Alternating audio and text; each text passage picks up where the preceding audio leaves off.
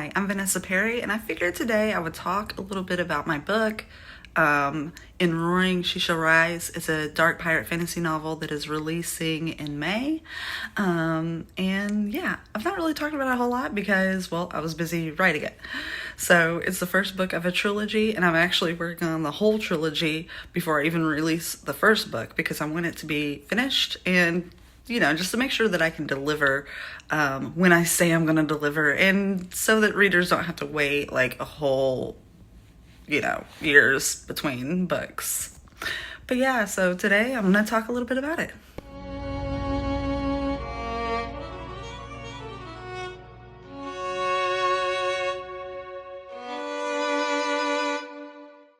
So the first spark of an idea for In Roaring She Rise came when I was kind of thinking about Dany Targaryen as depicted in the Game of Thrones show, and really about how she was set up to be like, I don't know, like, she's the mother of dragons, and, she's depicted as as a nuanced character kind of throughout the series, right?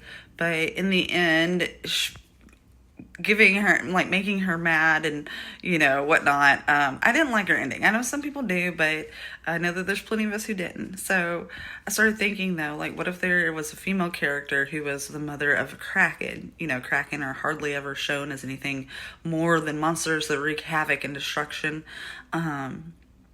So I'm like, what if krakens had a larger role in a story, and they don't serve my main character, but they serve her character arc in a very, very important way.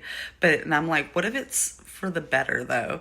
Like, they give her this power, and what if it's for the better?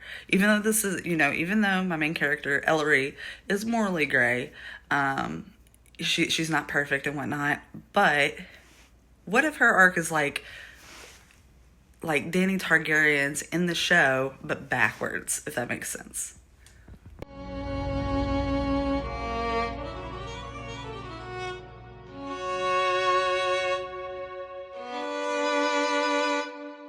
The type of reader I imagine holding and reading and Roaring She Shall Rise is someone who loves epic adventures, interesting magic, and complex worlds with lots of political intrigue. I know that some people don't like sprawling worlds that are like there's a lot going on. I understand that, but this book does. So,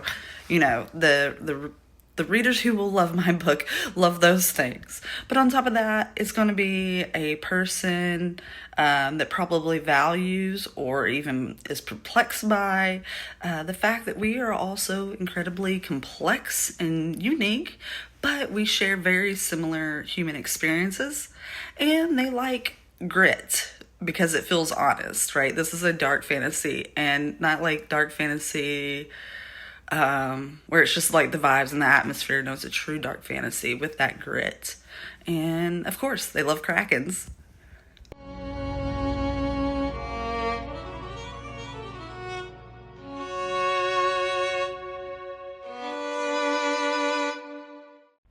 So first and foremost, I think that the themes gathered from a book, I can write whatever theme I want into a book, but the themes gathered from a book are entirely dependent on the reader, okay?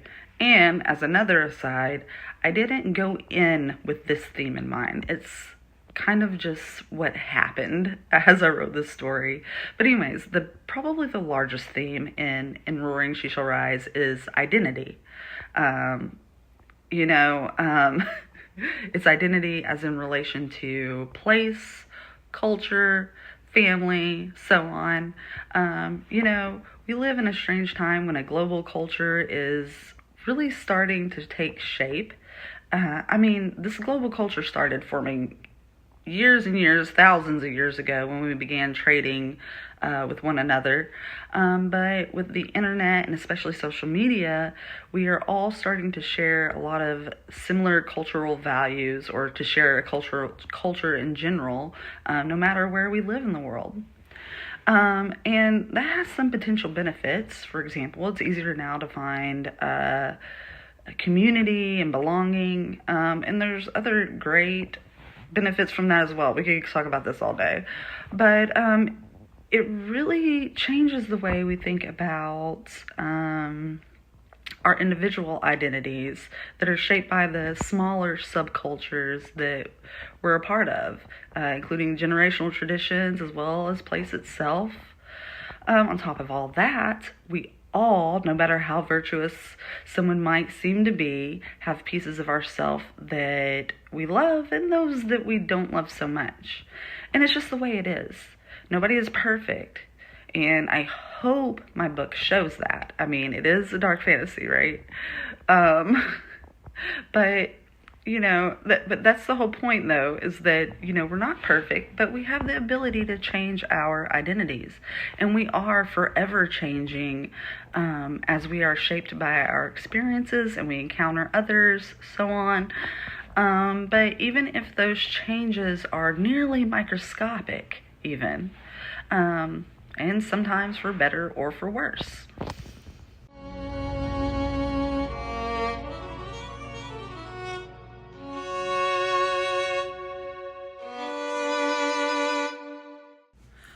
One character that kind of surprised me as I wrote them is Jak. Jak is Ellery, my main character. It's her navigator and map maker, okay?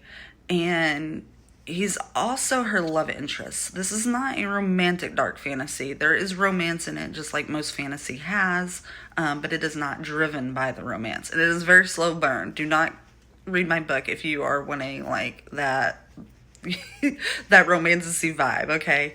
But there is romance in it, and that's Jak. And what I love about Jak is, I don't know. I see men, or male characters, I should say, written a certain way in books, especially when they're written by women. But Jak is, he's strong, he's smart, so he's not just brains or brawn, he's both.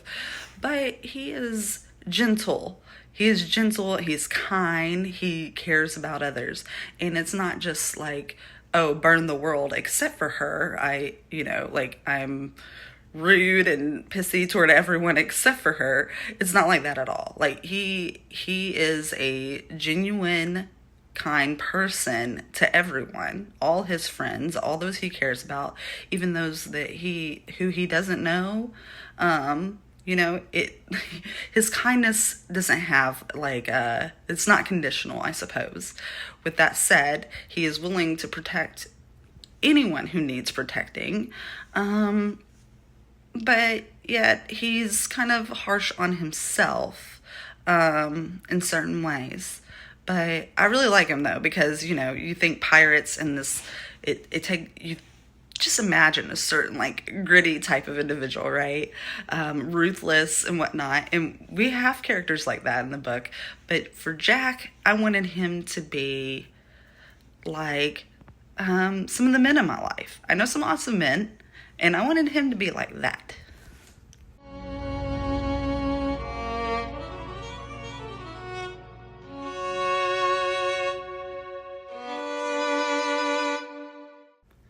So one thing that makes this story different than a lot of other dark fantasy books, I think, first of all, just a foreword, it is really hard to write a really unique story.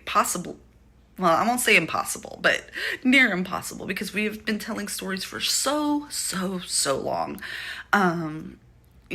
So the thing that authors do, especially so they don't get caught up in their own head, but so we write interesting stories, is we just do our best to tell stories the way that we want to, in our voice and shaped with our experiences, okay?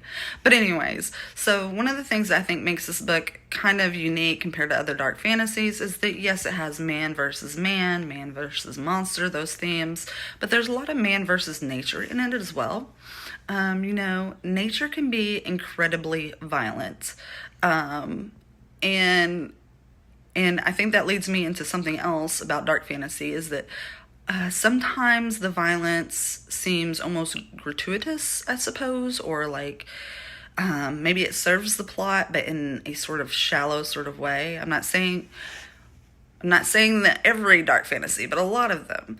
And my book focuses a lot on the emotional aftermath. So you combine that with the fact that there's plenty of man versus nature or natural violence.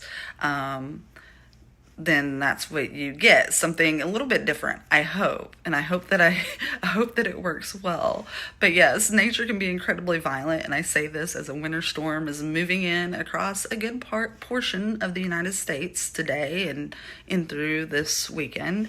And sometimes there are things that happen in regard to nature and the violence that it causes that is well within our control if we choose to take the appropriate steps and actions to prevent natural disaster or catastrophes or whatever. But there's also a whole lot that is really not in our control at all. So I think that's kind of cool.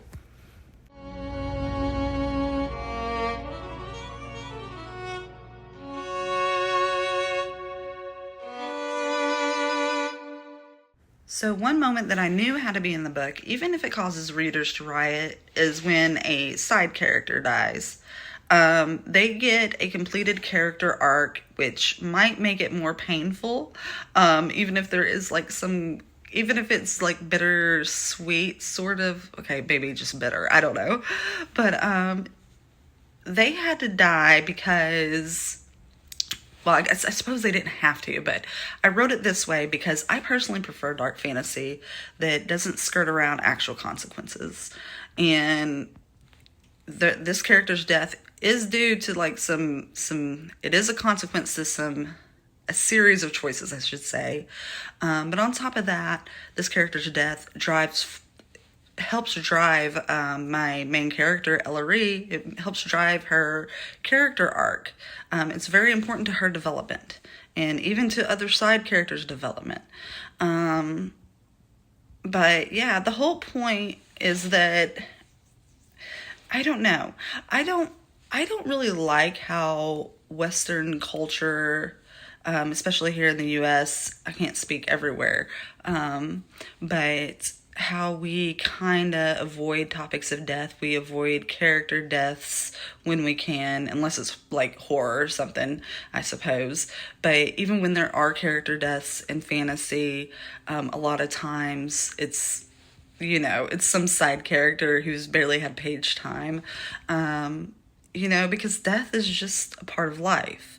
And in a dark fantasy where people are doing things that are a little bit risky and there's, the natural consequences of just living in a world with nature and all that, then people are going to die. So I feel like it's important for death to be a part of the conversations that we have, including the fictional ones, in our stories. So to me, I felt like it had to be in there.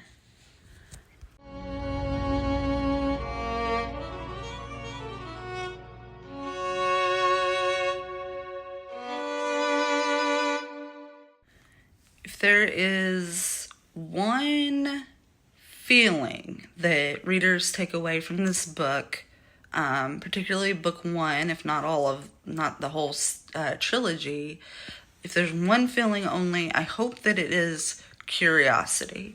And not just about my work and my future work that I'm publishing, as great as that would be, but about other authors' work, about the real world in general. The human experience. We can't always find a middle ground. There are plenty of things to stand steadfast in, whether it's something you're for or against. Middle ground is not always possible. I get that. However, being curious is how we understand each other a little better and create a better world. So I hope that is like the feeling that people walk away with after they read In Roaring She Shall Rise. Of course, we will see once it's released and everyone reads it. But yeah, so I know there's a lot of I was thinking about the question earlier about what kind of reader, and I suppose, you know, when I was answering these questions, because I'm so passionate about everything, you can really see my own values and how they're going to shine in the book, right? Because that's the way it is. We are humans, authors. We are humans, and therefore, the things that we believe, feel, etc., they're going to end up in our writing. But I hope that in this book and throughout the trilogy, like the great writers, that it's not always so obvious. That the reader is still able to take away what they want from the book, that it never comes across as preaching. And really, I think that's what it is anyways, is that I want people to open up their mind and to feel curious. Don't just, take my own ideas and feelings away from the book. And it is okay if you perceive something a different way than I anticipated. What readers take away from the book is entirely up to them. Even with all the effort I put into writing it, but I still hope that curiosity is just the one thing that they feel above everything else. But that's it. Thank you for watching, and until next time, goodbye.